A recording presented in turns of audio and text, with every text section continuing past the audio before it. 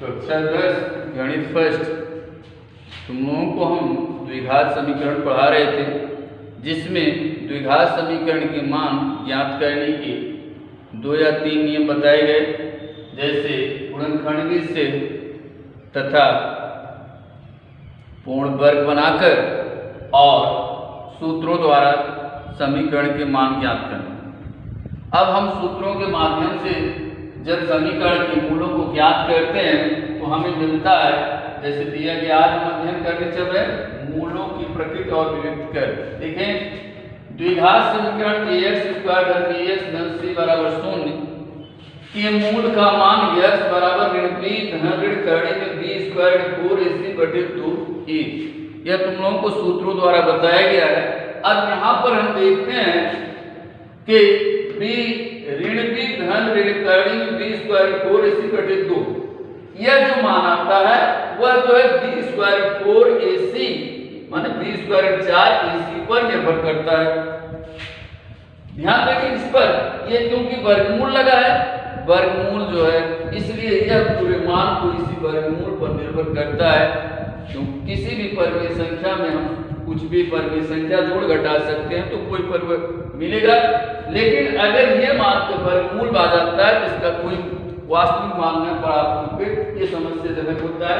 तो इसलिए हम कहते हैं कि यह मान जो है यह b² 4ac पर ही निर्भर करता है।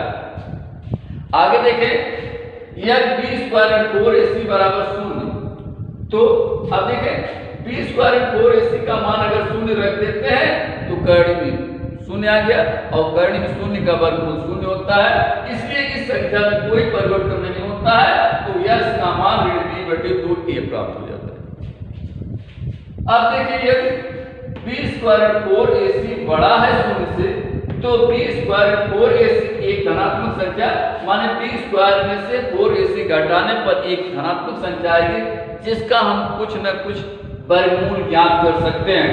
जिसका वर्गमूल वास्तविक होगा मान उसका वर्गमूल ज्ञात किया जा सकता है। लेकिन ध्यान दें, और यह b² 4ac छोटा है 0 से तो b² 4ac का मान एक ऋणात्मक संख्या होती है और हम ऋणात्मक संख्या का वर्गमूल नहीं ज्ञात कर सकते हैं, इसलिए हम इस मान को क्या कहेंगे, हम एक काल्पनिक संख्या जो भी यह करनी में आता है मान ऋणात्मक, उसे हम काल्पनिक संख्या नाम देते हैं। ठीक, यह हो गया x बराबर ऋण b बटे x बराबर ऋण b धन ऋण कड़ी b² 4ac बटे 2a एक काल्पनिक संख्या। आगे देखें, यह जो निर्भर करता है, जिस पर मूलों का मान निर्भर करता है, ठीक, जैसे b² 4ac को ही हम द्विघात समीकरण में विविक्त कर कहते हैं, जिसके माध्यम से हम मूलों की प्रकृति को ज्ञात कर लेते हैं कि यह मूल किस रूप में है। देखें, ax² bx धन c बराबर 0 के मूलों की प्रकृति हम ऐसे ज्ञात कर लेते हैं। यदि b² 4ac बराबर 0 तो द्विघात समीकरण के मूल वास्तविक तथा बराबर होंगे। ठीक, यदि b² 4ac बड़ा है 0 से तो द्विघात समीकरण के मूल वास्तविक तथा भिन्न भिन्न होंगे। यहाँ से देखिए धनात्मक मान आएगा तो b में कुछ जुड़ेगा या घटेगा, तब ये वास्तविक संख्या प्राप्त होगी और अलग अलग मान प्राप्त होंगे। तीसरी स्थिति बनती है b² 4ac छोटा है 0 से तो द्विघात समीकरण के मूल काल्पनिक होंगे, यह वास्तविक नहीं होंगे।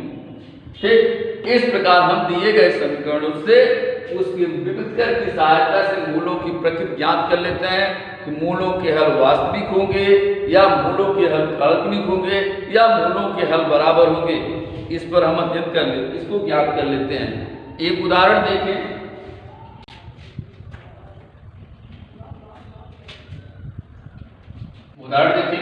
द्विघात समीकरण 2x² 4x धन 3 बराबर 0 का विविक्त कर ज्ञात कीजिए और मूलों की प्रकृति बताइए। हल में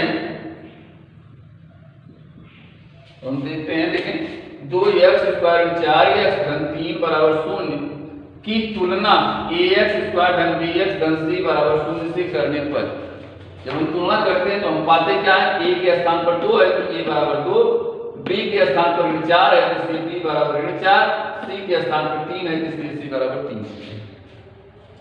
विविधकर का सूत्र है विविधकर t, विविधकर को हम t से लिखते हैं, यह बराबर हो गया b स्क्वायर 4ac बराबर हुआ b का मान ऋण 4 है, तो ऋण 4 का वर्ग ऋण 4 गुणे a का मान 2 और c का मान 3 रखिए।